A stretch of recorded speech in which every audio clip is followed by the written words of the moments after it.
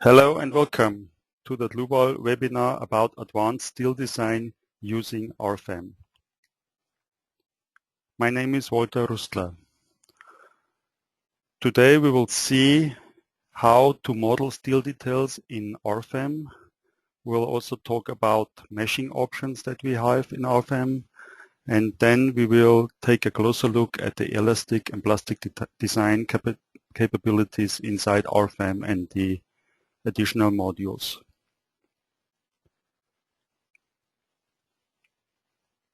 When designing elastic and plastic models for surfaces in RFEM, we need additional modules.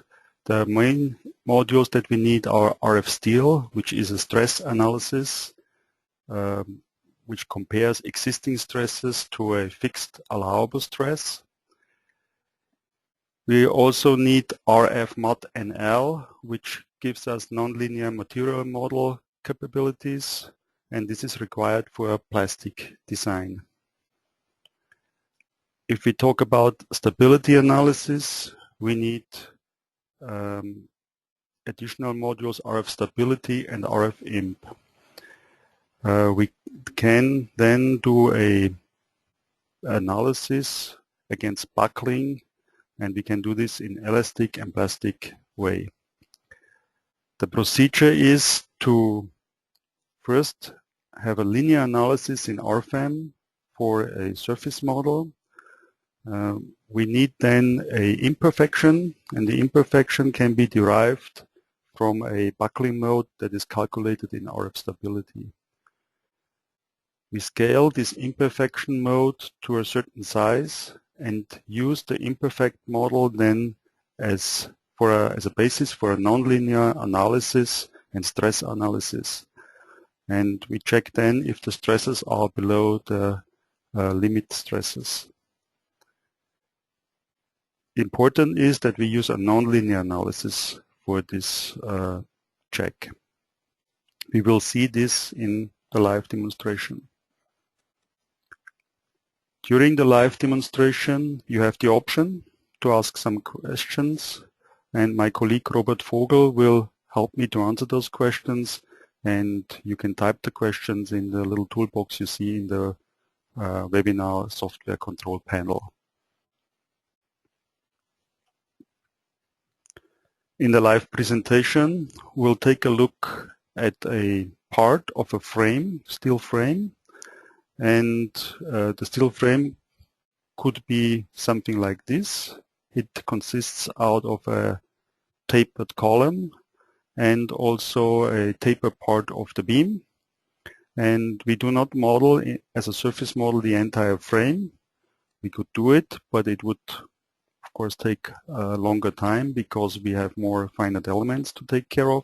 So we isolate the part of the structure, and it is in this case the column and part of the beam of the tapered beam.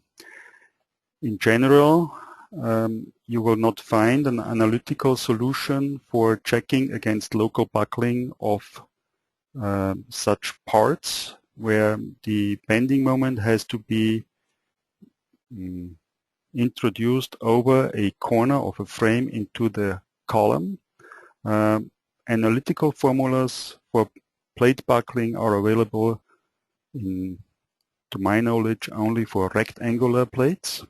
If we have not a rectangular plate or a certain type of supporting of the rectangular plate or a certain type of stress introduction into the shear or buckling panel, then it is better to do an analysis within a finite element software.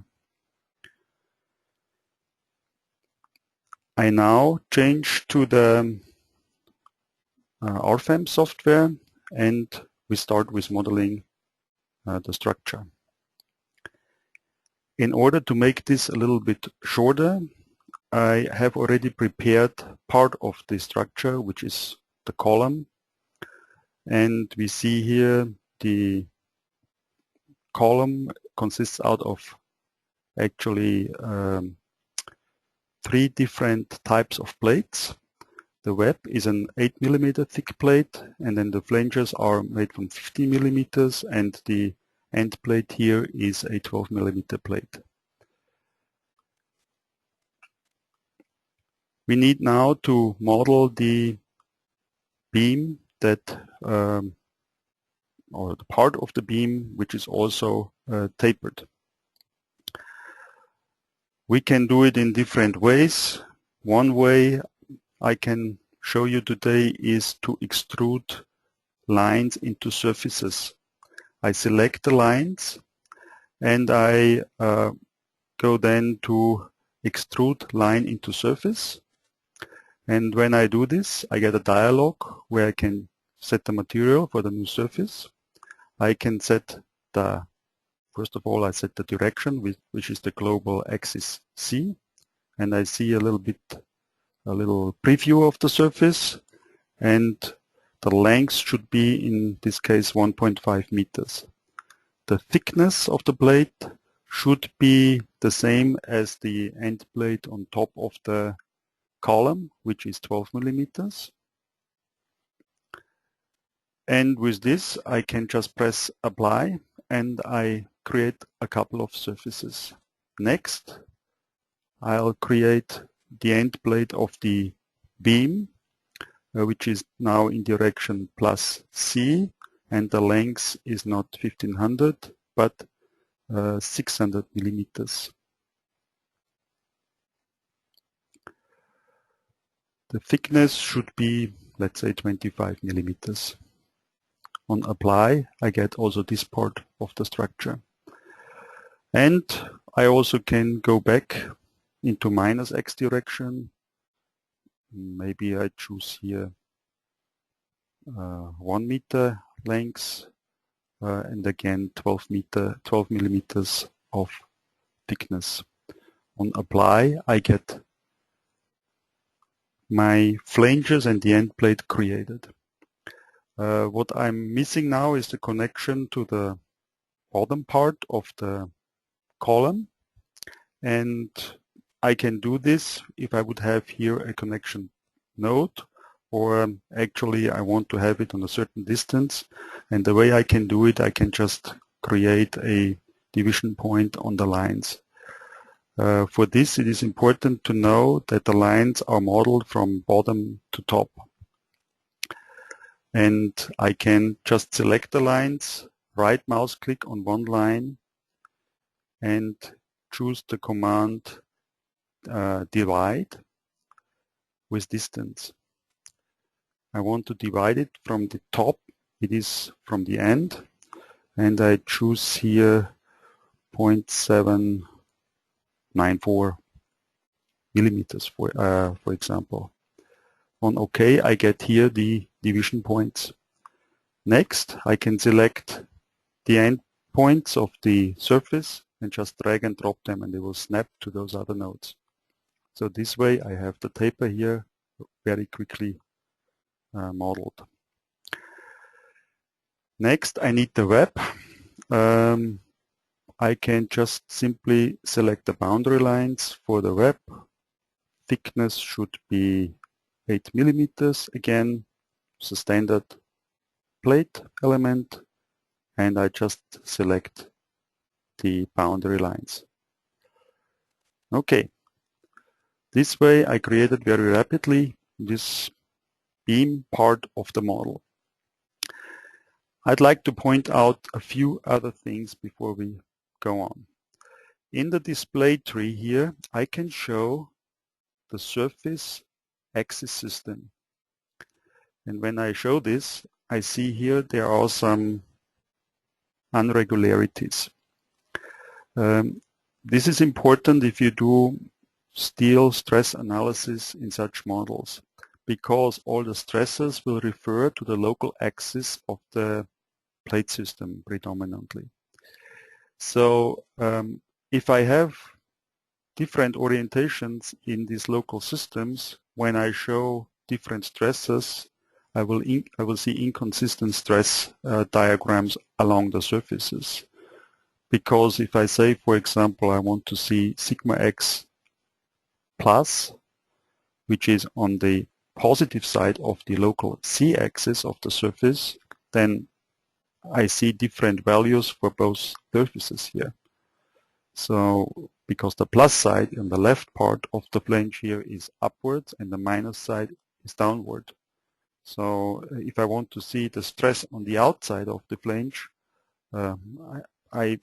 it's a good idea to reverse the local axes so they match.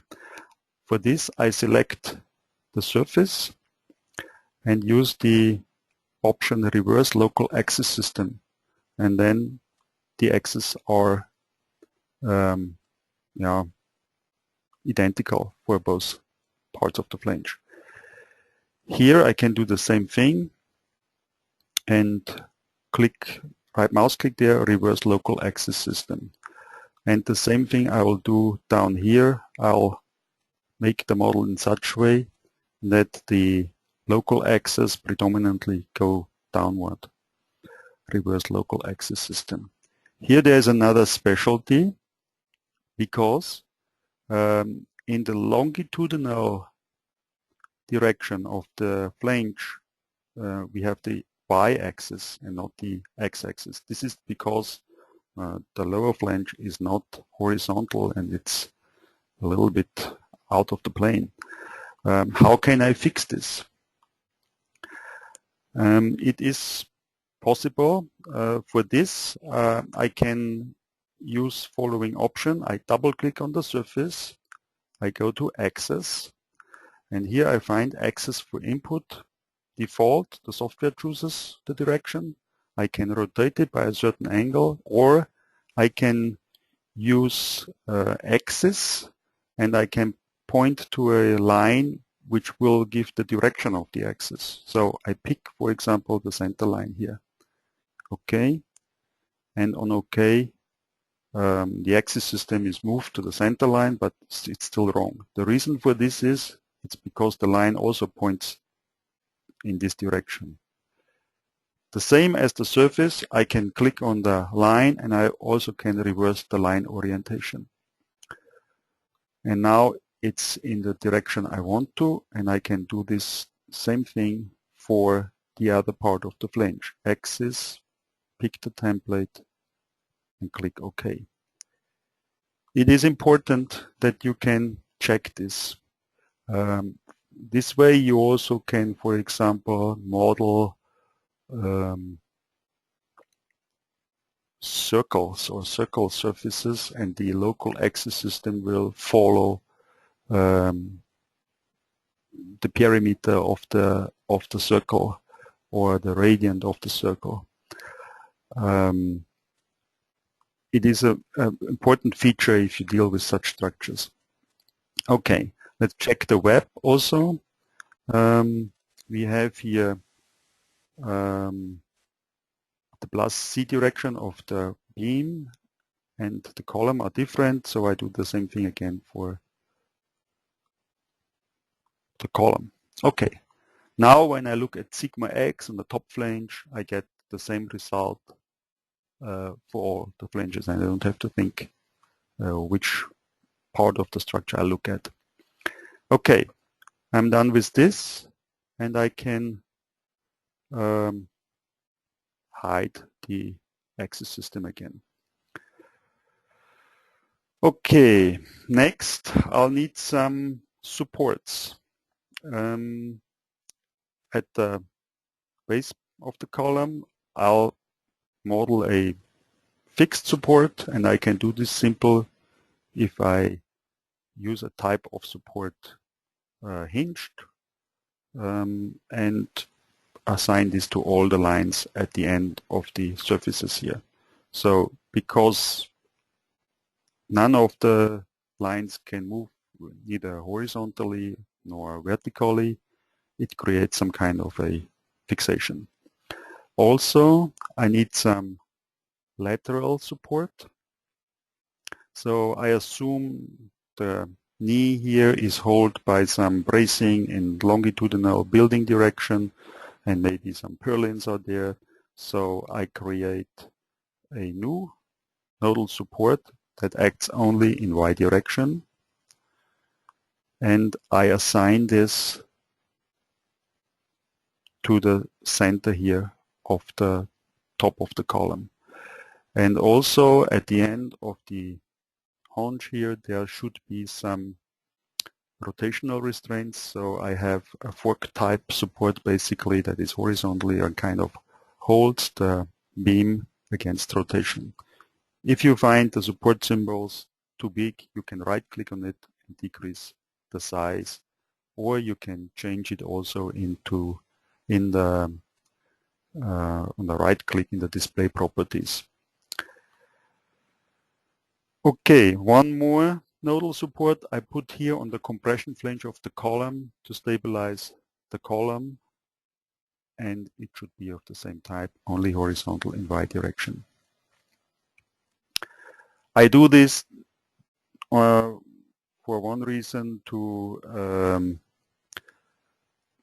make it happen that we have here then later on when we do stability analysis a local buckling as the first buckling mode. Not in every case we have a local buckling of the web, depends on the thickness of the web and the flanges and etc. Okay, the model I think is so far okay. Maybe to give you a better idea, I can show some dimensions. We have here the depth of the beam here is about 1 meter. So when I take a look at the distance from the center node here to the edge, we have 2 meters. So if we introduce here a load, a vertical load, it will create here a bending moment, the amount of the load times 2 meters. So we have some idea what are the forces that act here. The entire column is about 7 meters in height. Okay. Also, I need to talk now about loading. We need to apply some load. When I do the loading, I could also add here some beam elements and then model the rest of the frame, for example, as a member model, and then put the loads on the members, and the loads would be introduced automatically through the member. But I do here now a individual loading with a vertical load. Typically what you should not do is to introduce the load on one finite element point node. So it's better to distribute the load along the depth of the beam, and the length of this center line here is 600 millimeters, just remember this. And if I want to introduce a bending moment of about 360 kilonewton in the center of the column, I need approximately, because we have here 2 meters, approximately 180 kilonewton of force here in the end of the beam. So, and now if I want to do some kind of parametric analysis, I could analyze it, 180 kilonewtons divided by 0.6 meters, and I would get the value. But I have to do this each time I would change the force. I show you how we could do it a little bit more elegant in the software. First, I create a new load case. It should be without self-weight, and it should be geometrically linear static analysis. I call it design load.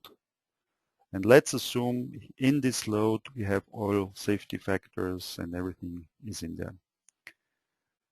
Linear first order theory. In this load case, I create now my load, and I create first a parameter that's called also design load. The unit of this parameter is force, and the magnitude should be 180 kilonewton. Now I will apply this force on this line. So I create a new line load in direction global related to the through line length. And I don't know the value here. I would have to figure it out. But in RFEM you can use the formulas, and the formulas use the parameters that I just defined.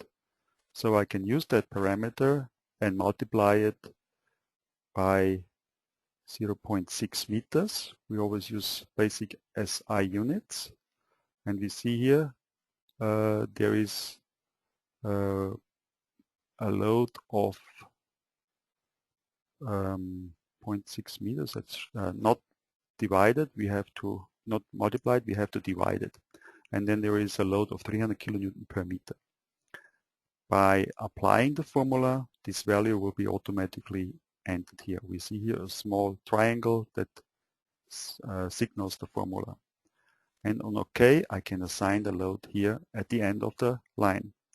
If I want to change the load now, I simply go to the parameter, say 160, and if I click OK, the load will change. But I want to use 180, so I change it back. Just as an idea how RFEM helps you with such kinds of problems.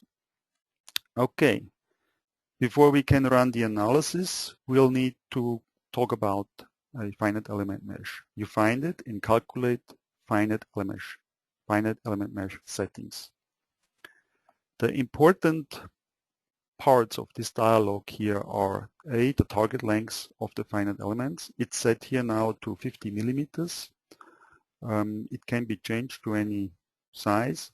This will be the target length, and RFEM will try to make finite elements with the mesh length no longer than 50 millimeters. I'm not pointing out all the details here for this dialog, but I point out the most important settings. First of all, we can have some influence on the shape of the finite elements. They can be only rectangular, or we call them quadrangle. They can be triangular only, and they can be a mixture of triangles and quadrangles. We found that this mixture is giving us the best results. Triangular meshes are not necessarily lower in quality. It depends on what type of elements you have, and some surfaces cannot be created with just rectangular mesh shapes. So for us, this seems to be the most practical way. But however, if you want to, you can select different settings here. And also we try to use identical squares or rectangles where it is possible. The software decides whether to use a triangle or a rectangle on the relation between the lengths of the two diagonals. So first it creates rectangles and then checks the diagonals, and if they exceed a certain ratio that you can set here, it will make triangles. So you have an influence also with this parameter to make it a little bit more or less rectangular or triangular. We can check the option that we will update the mesh each time I click on OK. If I change something, the mesh will be automatically created. On OK, I create the mesh, and we can take a look at the mesh. First of all, I have to show the mesh, which you can control here in the display navigator, finite element mesh. And we see here there is a significant amount of mesh cells along the depth of the beam and the girder and the column, and we have two elements along each side of the flange, which might be a little bit low, but if you want to, you can change it. You can make a finer mesh overall, or you can double click on each surface, and you have here FE mesh settings as well, and you can have a so-called mesh refinement on each surface. If you want to, you can make it finer. If I do this once here, click on OK. Only in this surface we will have a finer mesh. And once I create the finite element mesh, or I click on OK, it takes a little bit longer now to create that mesh.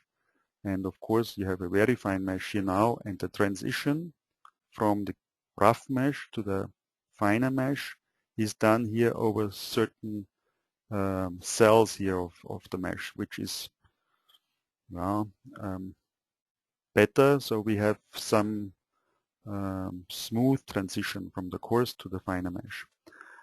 This will create, of course, a longer calculation time, and you should think about whether you need a real fine mesh or whether maybe you can get by with a coarse mesh. This depends really on the structure. In generally, we say you should have maybe 4 to 6 elements along such a surface of interest. If you don't really have detailed interest in the results, you maybe get by with a more coarse mesh.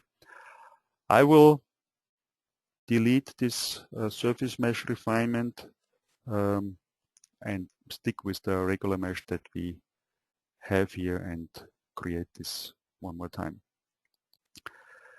Okay, I think now we are ready to run the linear analysis. By the way, I have here 4 different thicknesses, and I show the panel of the thicknesses in this structure. With the fuse tree, you can here activate, actually I wanted to show the display tree. With the display tree, you can show here the colors in the rendered structure by surface thickness. By default, we have here materials, and the scale will be gone. But if you have here surface thickness, you see here the colors, and you can check whether everything is correct. Also, you can check whether the plus or the minus surface side gets also different colors. You can check it as well as here. It's a good thing to control structures if they have different orientation. The plus and the minus side will have different color. Yeah. So you see here that, for example, the web has all the same orientation. If you look at it from the other side, it has a different color. So this is also a good way to control if everything is correct. We stay with the thickness maybe. All right, to run the analysis, I just simply say here, show results, and it will start the analysis.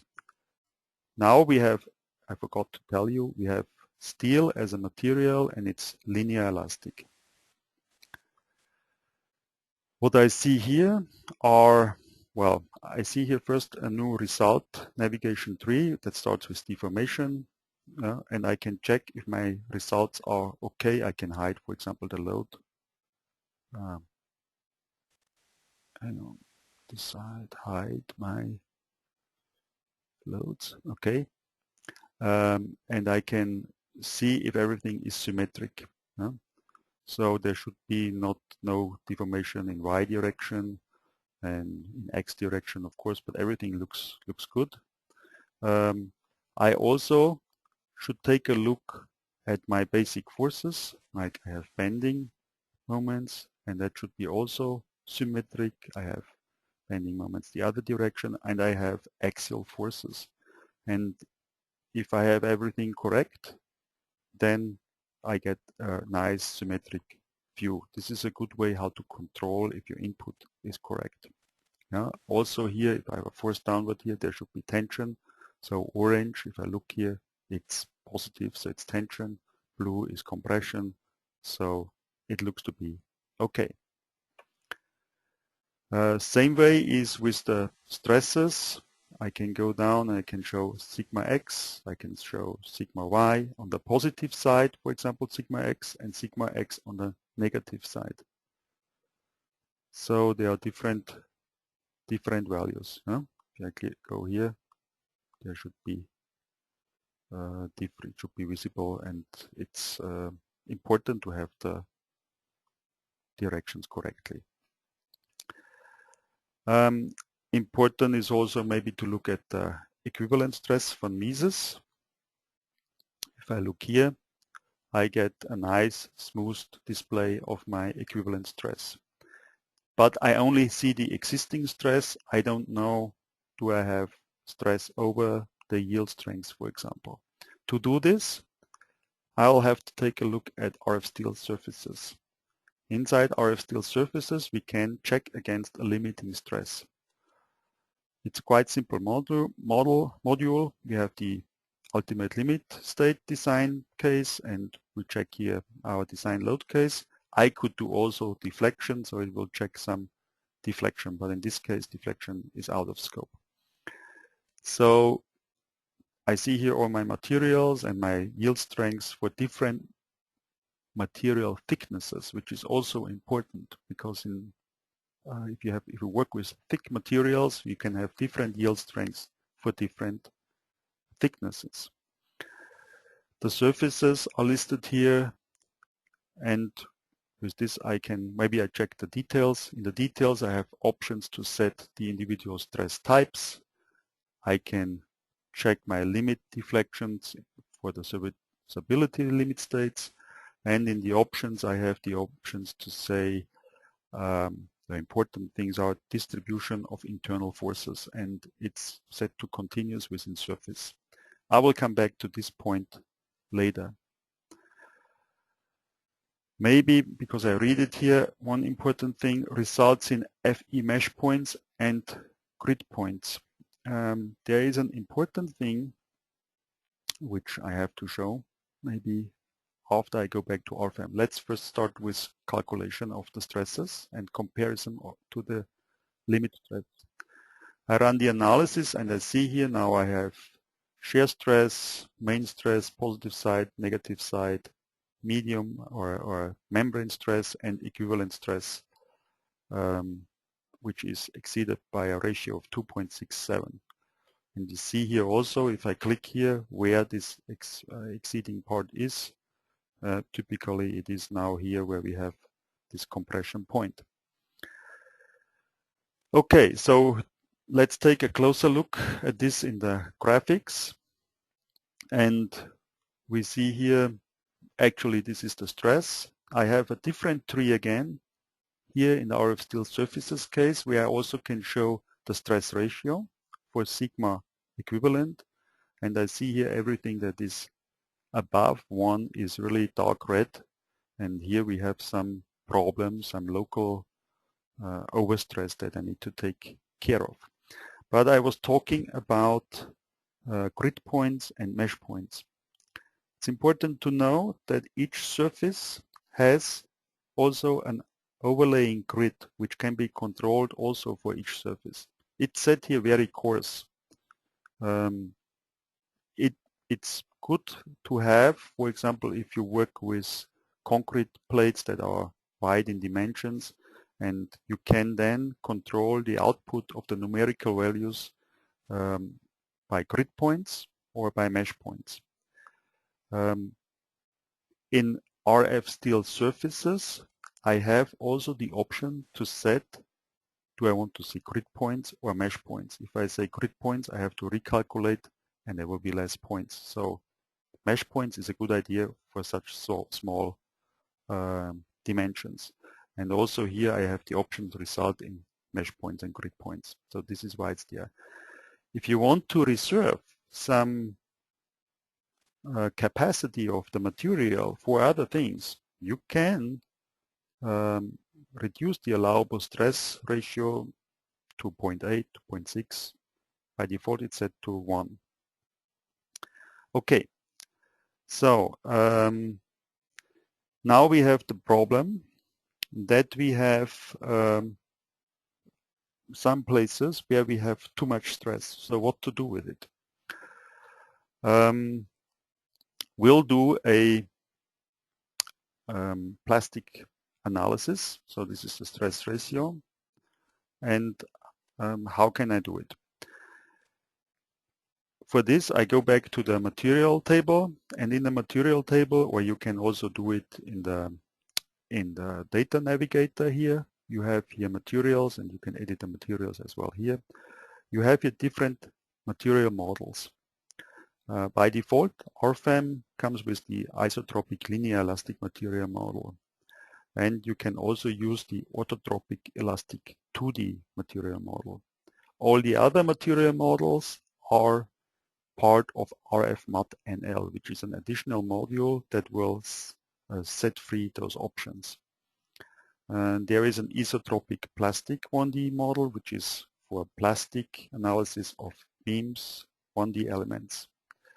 There is an isotropic plastic 2D, 3D material model that we'll take a look pretty soon. There's an orthotropic elastic 2D model, which allows you to have different stiffnesses in 2 different directions on a surface.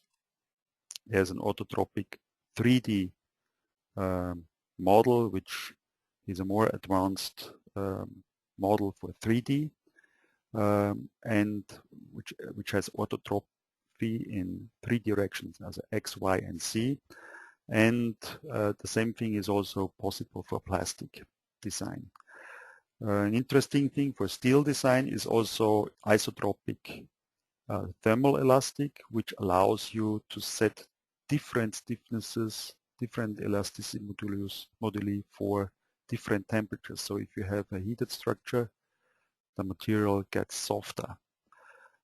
We have isotropic masonry 2D, which is for masonry, and it excludes the tension stress on masonry and allows only some bending stiffness. What is of interest for us in the steel design here now is isotropic plastic 2D, 3D. We have to delete the results, which is clear because we changed the material model. And in this model, we'll refer to the von Mises stress. It's a plastic design approach. So in each iteration step, we compare for each finite element mesh cell, we compare the existing stress to the yield strengths. And if it is higher, we will reduce the stiffness in a certain way. So the stress will then redistribute over several iterations into the neighboring finite element meshes. The yield strength will be entered here. It's set now to S235. We have a bilinear model in this case, so we can model some strain hardening above the yield strengths.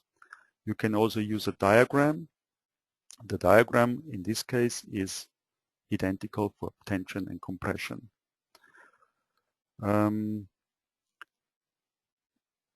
As a simplified model for trying things out, you can do a linear elastic only, which is the same as we had before. I use the basic function with a yield strength of 23.5, typically for such cases here. Okay, another material model, this was for von Mises stresses. Another material model that is interesting for steel structures in this type is the nonlinear elastic 2D model, which is similar to what we've seen just now, has the similar options, the same options, but it can behave also differently in compression and tension, which the other model cannot. And also it refers to the principal stresses. If you use the von Mises stresses, there can be situations where the principal stresses are higher than the von Mises stress. So you do not get the worst situation, I would say. But it depends on regulations that you have to follow, which type of stress you have to check. I use this model now, and I use the basic function with a limit, a yield strength limit of 23.5 kilonewton per square centimeters. Okay, since all the surfaces use the same material, all the surfaces can now yield. Okay, let's take a look maybe at the results, and I calculate this first load case nonlinear now. You will see there are some iterations now. First of all, we see here load incrementals, and we see different iterations because we have to check in each iteration what is the yield strength in each finite element mesh and how we have to change it. It's also a good idea to work with load increments because you gradually load the structure and yielding starts gradually at the worst points and spreads then from there. If you have a large yielding area and you apply the load in one step, it is kind of, we call it sometimes called shock for the structure because there's a big change in the strength of the structure and in the stiffness of the structure, and it can lead to not so good convergence during the calculations.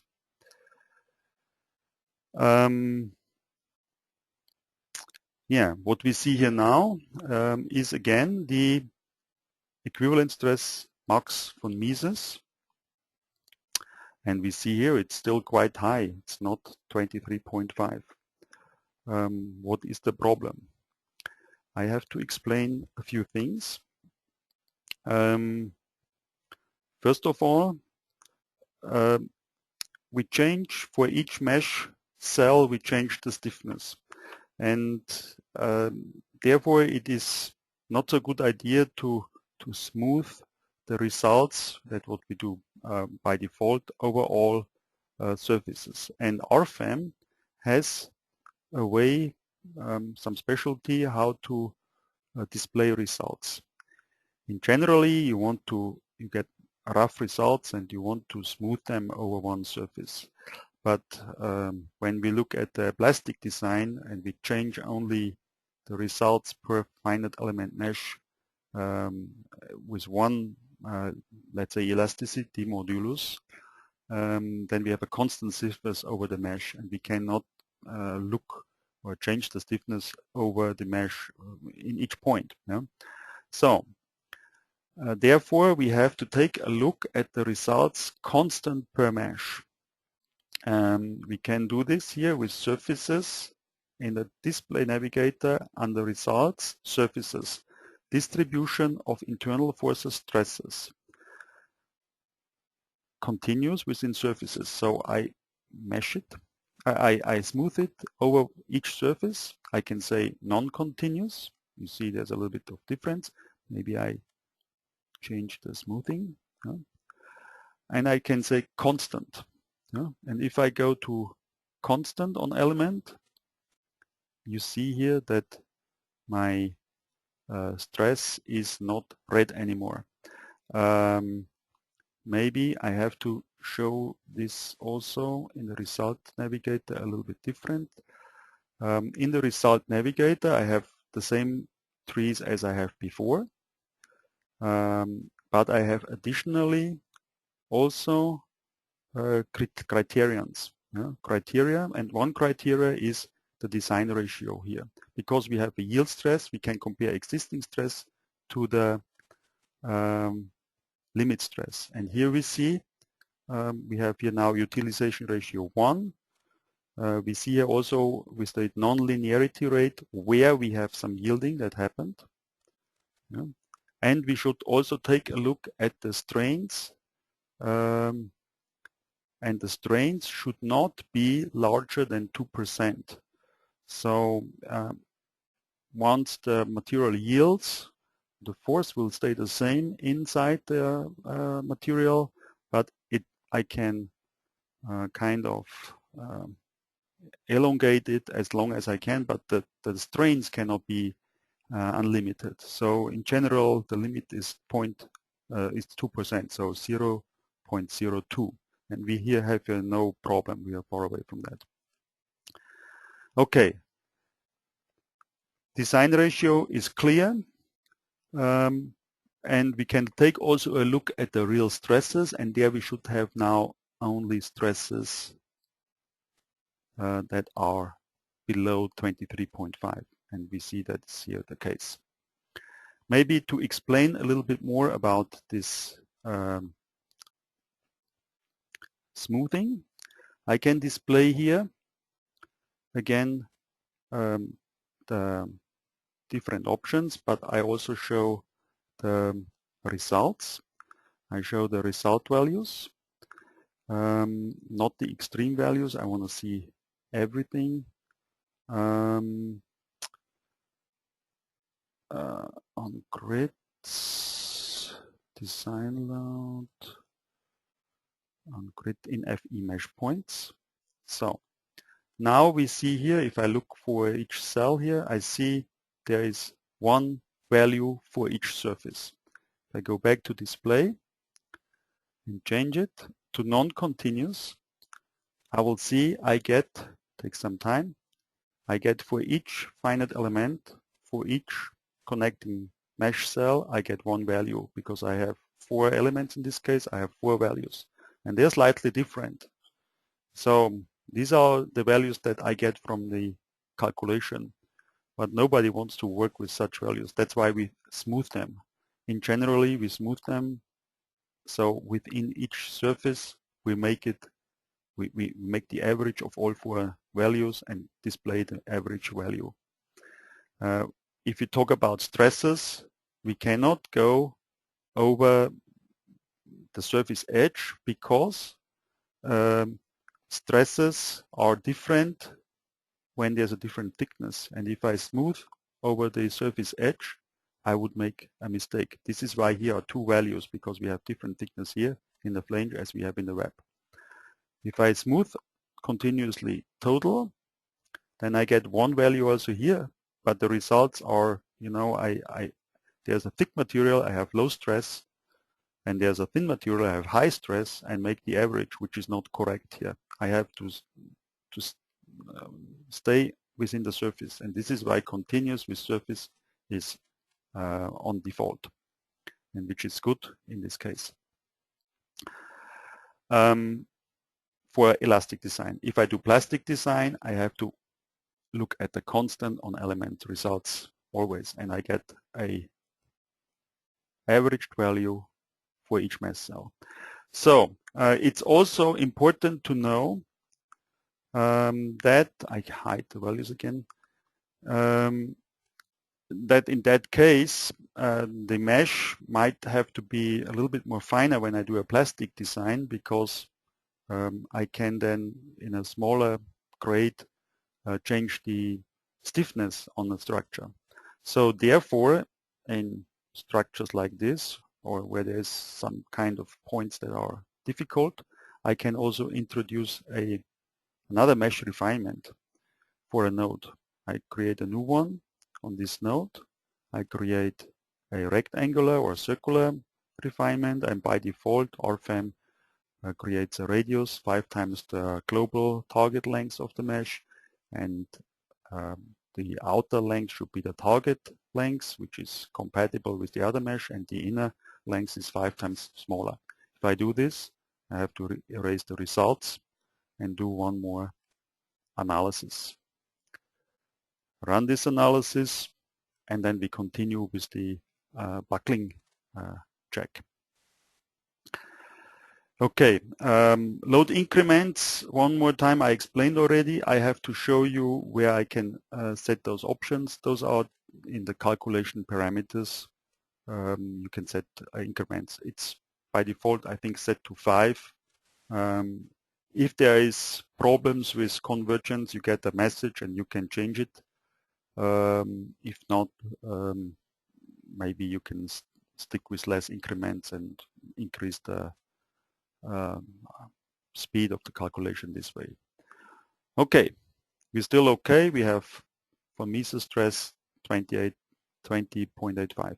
Also in the RF steel module, if I go there, I can start it here again.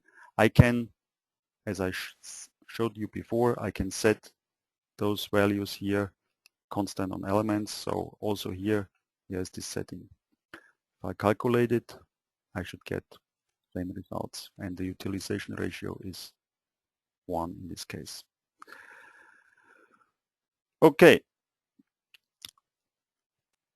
great. We are done with stresses. Everything is fine, and we don't have to do anything. Well, we haven't looked at stability yet. It's a very slender structure, and when we look at stresses, we have no check about buckling, about local buckling, flange buckling, web buckling. This is not checked. How can I do this? As I showed you in the introduction, we need to have an imperfection. We need to scale the imperfection to a certain way, and we need to have a certain shape of the imperfection. For this, I use the module RF stability to create shapes and to find out the critical buckling load actually. RF stability can be started by double-clicking on it, and by default I analyze 4 eigenvalues. This should be enough. I have to enter a load case as a basis for this eigenvalue analysis. I need the axial forces in this eigenvalue problem to find the eigenvalues. And I have only one load case, so I use this one. It's the one basically that I want to refer my critical load factors to. I can run an eigenvalue analysis, or I can also an incremental load analysis. That means I run a nonlinear analysis inside RFEM and gradually increase the load until I get the instability message. The difference is that I also take into account forces or stress redistributions during the iterations, failing members, and all those things are taken into account, while the eigenvalue analysis takes the axial force level from this load case, the stiffness matrix from this load case, and runs the eigenvalue analysis based on this, and there's no redistribution. Those are actually the 2 important features here. You can choose between Lanczos, roots of characteristic polynomial, subspace iteration method, which is also very common, and there is another iterative method, which is the ICG method, which is less demanding on memory but also takes longer. Okay, with this I run the analysis and I get 4 eigenvalues after a short time.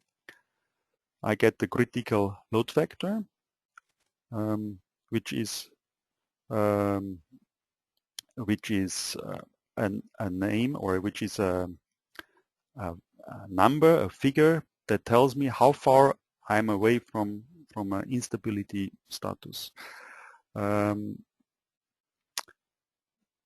can increase the load 1.4 times, and then I get this buckling mode that is displayed in the back. And then there's a second one and a third one, and so on. And this factor shows me that there is some danger, and I have to do a nonlinear analysis and maybe also take into account local buckling. Okay, let's take a look into the full graphics. And here we see the first mode. And the first mode is this buckle here. And you have to check the lowest eigenvalue modes and do a nonlinear analysis on an imperfect structure. So I will use this buckling mode to do a nonlinear analysis, and I need to create an imperfect shape from this. How can I do this? I go to the module RFEM, and in RFEM you can create imperfections. You can make a predeformed initial model. It will stretch or change the finite element mesh according to a deformation of an RFEM load case or according to a buckling shape from the module RF stability. And I choose the first buckling shape, which is what I see here. Now I need to scale it, and I have the option here to enter a ordinate for the scaling. So I multiply, I scale it to 20 millimeters in this case. I'll tell you in a second why 20 millimeters. A buckling shape is normalized or standardized. That means it has basically no direction and also no size. And by this ordinate, I give the deformation a certain size. I get this as numbers, and I can look at it also graphically. Actually, if I want to show it on the other side, I put here a negative value and it scaled it to the other side. So this is just an optical thing, but it's maybe the way how I'm used to work. So this buckle here is now 20 millimeter deep. It's shown emphasized, so the buckle of course is smaller, but it looks like this. And why 20 millimeters? In Eurocode, for example, you have to scale the buckle in a reference to the length of the buckle. So for example, if you have a beam supported on both ends and you want to have, and you can imagine the curvature, so if it would be a beam, you would use something like length divided by 200 or length divided by 150. Actually, if you use the Eurocode 3, also EN 1993 1.1 minus 5, you find here some hints how big those buckles have to be. And if you use a plastic design, it should be 1/100 of the reference length. And the reference length is the distance of the edge of the buckle, I would say. I can measure this here by using the measuring tool, distances between two nodes. And I can estimate here from here maybe to here. And the distance is about 1.9 meter. So roughly I figure 2 meters divided by 100 is 20 millimeters of scaled value. I also could say I use this distance and would have a less scaling, but there is a little bit of discussion like how to do this and which values to take into account. So I'd rather go a little bit on the safe side and make the buckle a little bit deeper. Okay, I have now my imperfect shape. How to apply it into the analysis? I copy the load case, so I have a comparison. Copy load case to load case 2, and I call it with imperfection.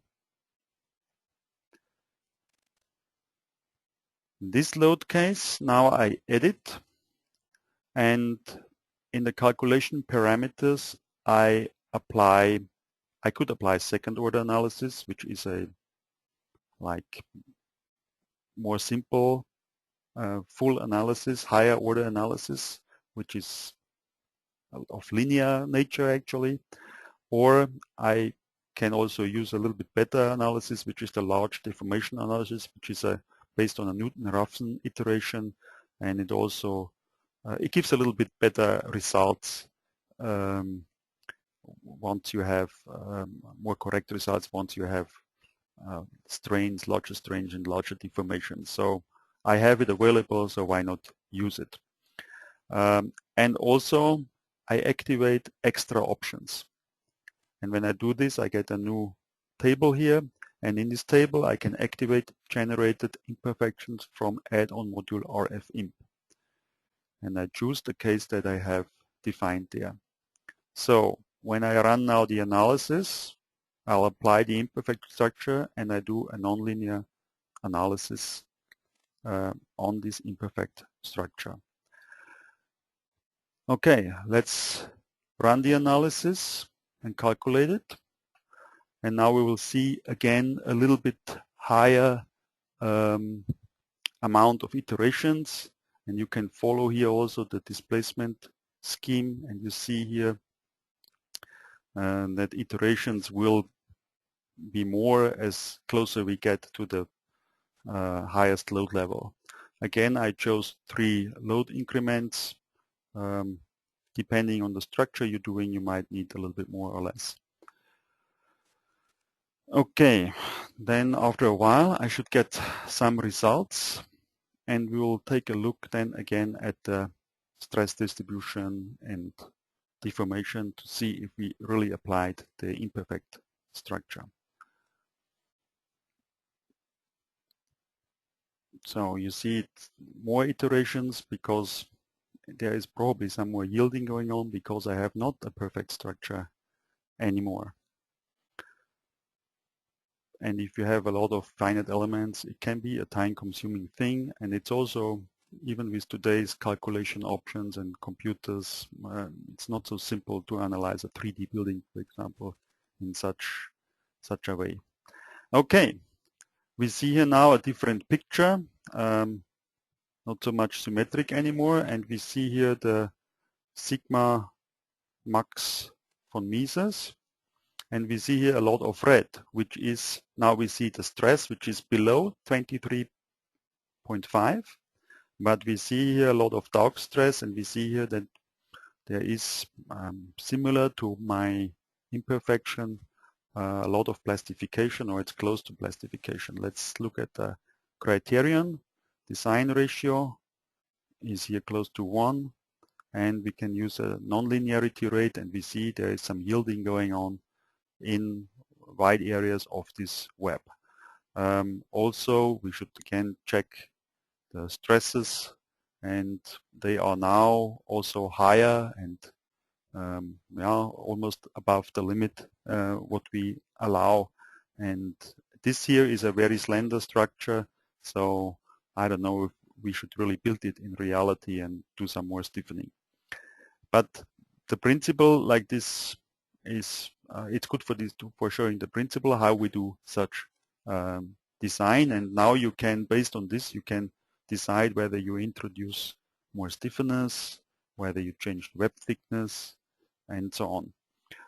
Maybe we also take a look of this load case, take a look in the direction of deformation of direction Y, and we see here it follows the buckle that I have defined as pre-deformation.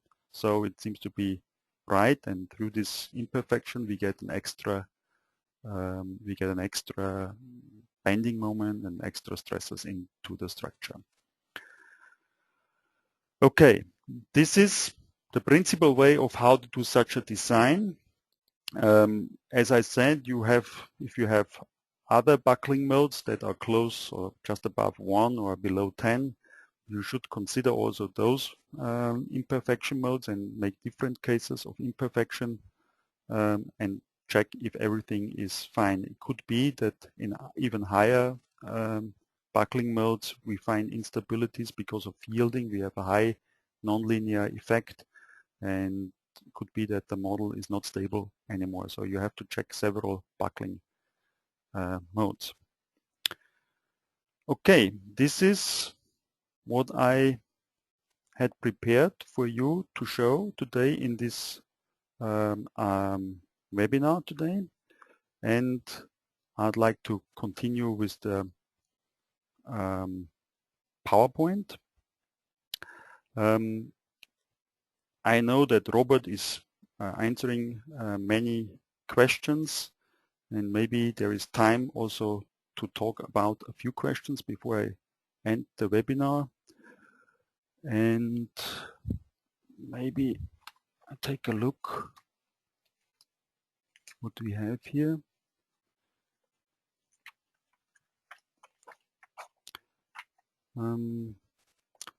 There was the questions like, where can I set the increments of the iterations, the load increments. I go back to RFEM. You can do this here in the calculation parameters, and here is a setting. You can do it for load cases or for load combinations, and here it's set to 3 or to 5 for load combinations, for example. Because we have an iterative analysis, there is also a maximum number of iterations that has to be set here.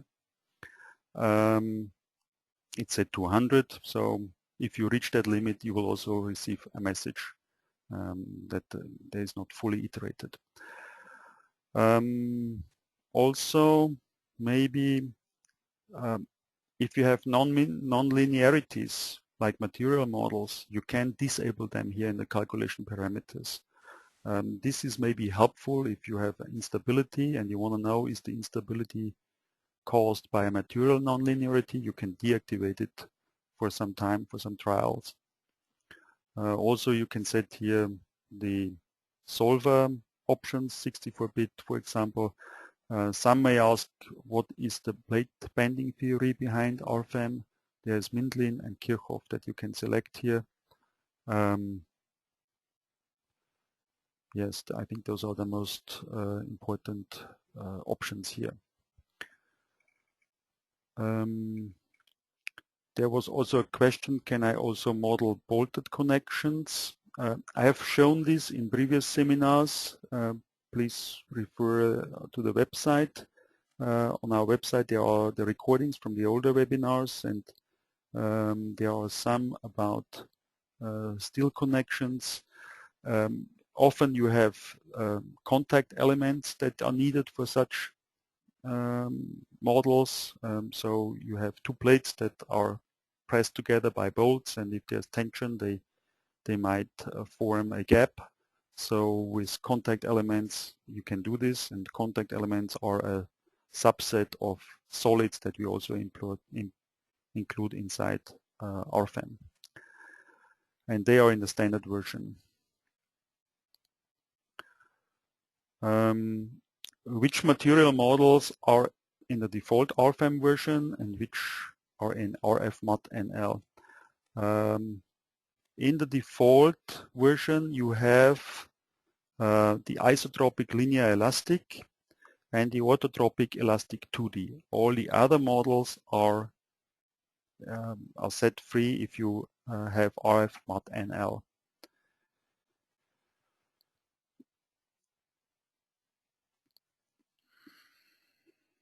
Then there was another question, what about post-critical analysis? Can you handle a snap-through problem? In the calculation parameters, not in the calculation parameters, in each load case, if you edit a load case, you have here the option to set geometrical linear, second order large deformation, and post-critical analysis. Post-critical analysis is if for example, a snap-through problem. If you have a von Mises truss and you lose stability because it snaps through to the other side, then it's a little bit difficult for the solver to find a stable solution again of the equation system. And if you have a post-critical, if you have a snap-through problem, you use the post-critical analysis option, and that should help you find this solution. Okay, then there is one more question. What about fatigue design in steel analysis? So if you want to do fatigue design, we don't have a specific module at the moment. We're planning to have one, but it's not yet available. But what you can do now is, if you have the RF steel surfaces module, which is part of the RF steel module, you can set here stresses sigma delta. I think they are only available if we have several load cases. Hang on, I'll have to change a little bit. Details. Sigma equivalent, sigma. You can get, we cannot do a fatigue design, but we can give you the stress ranges. Here it is. I'm sorry, there's a new table, stress ranges. And if you get the stress ranges, that means you get the difference from the lowest to the highest stress, which is a input figure for most of the fatigue design codes. So you need to know the variation of the stress. Is it only compression? Is it only tension? Is it maybe compression and tension? And the stress range is an important figure for this, and we can give this here as a result. So it's possible to do that. Okay, I think this is it with the questions. Before we finish this webinar, I would like to point out our website. On our website you find a lot of information. Also we post this information on our social media channels. Please tune in there if you want to. I'd like to point out a few things on the website, mainly the Dlubal blog, which is available here on the right side when you start dlubal.com. In the Dlubal blog you see here tips and tricks and hints for the software. Every day we post some new things, different languages. You can search here non-linear maybe, and you get some hints to this using non-linear elastic material, for example. You can browse through here and get some hints and ideas where to find things. So this is an important thing. Also you find here downloads for trial versions. Please do not hesitate to download those. They work for 30 days. You can check out all the options. When you work with the trial versions, visit the first step page where you find hints about introductory examples, tutorials, and also hints for manuals, webinars, and so on that you can visit. Yes, and finally, I'd like to inform you about the next webinar, which will be on November 14th, which will be about tips and tricks using RFEM. And I'd like to invite you, and at the same time, thank you for being with us today. Thank you also, Robert, for answering the questions. And I hope you have a nice day, and see you again one time on the webinar channel. Bye-bye.